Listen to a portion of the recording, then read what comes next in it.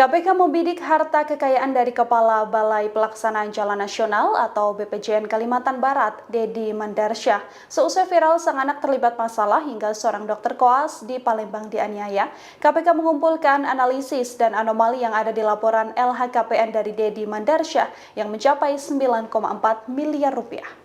Hal ini dijelaskan oleh Direktur Pendaftaran dan Pemeriksaan LHKPN KPK, Herda Helmijaya pada Minggu 15 Desember 2024.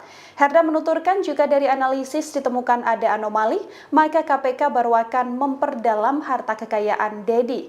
KPK juga akan melakukan klarifikasi terhadap sejumlah pihak untuk mendalami harta Dedi. KPK nantinya juga akan melakukan pemanggilan terhadap Dedi jika memang sudah memiliki data yang lebih kuat.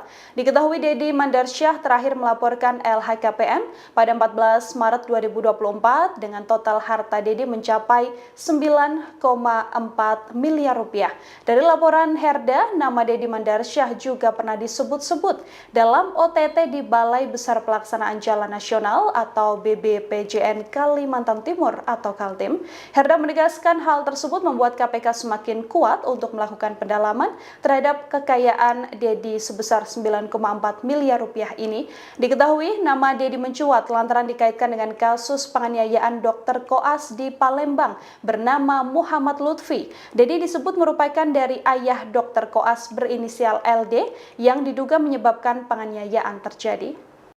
Download Tribun X sekarang, menghadirkan lokal menjadi Indonesia.